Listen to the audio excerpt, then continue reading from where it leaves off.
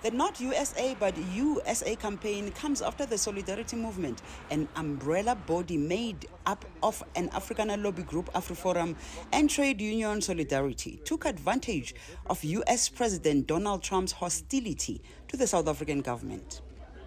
The Trump administration accused the South African government of allowing violent attacks on white Afrikaner farmers and introducing a land expropriation law that enables the government to seize Afrikaners' agricultural property without compensation.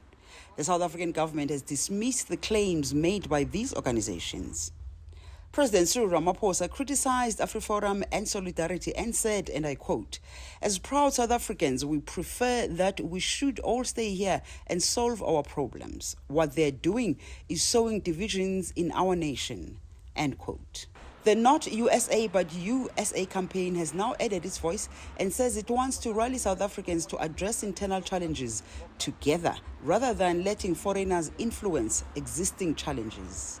So on the one hand, we're telling Mr. Trump that in the same way that he ran a campaign that said America first, we're saying that back to him, South Africa first. We're also telling white people that I think we've overplayed the victimhood card here, and we reject this white victimhood narrative in South Africa. That does not mean that there aren't issues in South Africa and that those issues do not affect white people in South Africa, but to be an exceptional white victim in this country is just something that we can't subscribe to. Erasmus also dismissed claims by AfriForum and Solidarity that white farmers were being targeted in the country and being killed. There's no way that one can in any way justify that or talk over that. Rural safety must be prioritized. But for Afrikaners to take a thing that really affects the Afrikaner community, and that's farmers, and weaponize that, and to portray ourselves as victims in need of refugee status, that is going too far. That means that we've taken this victimhood narrative just simply too far. Some South Africans have weighed in on this issue. My views on this is that what AfriForum is attempting to do is to undermine the authority of our government and our constitution.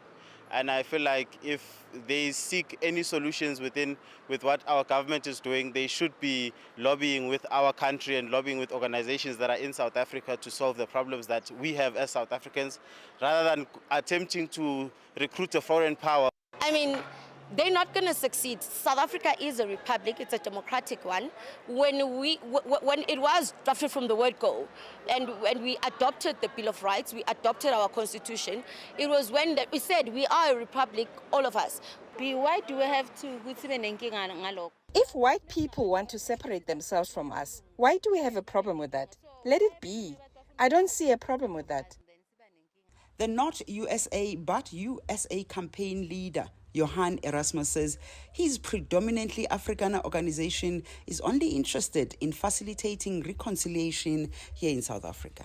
The Not USA but USA campaigners believe that unity is critical for the future of South Africa, especially in these increasingly polarized times. Yolisa Njamela for CGTN in Johannesburg, South Africa.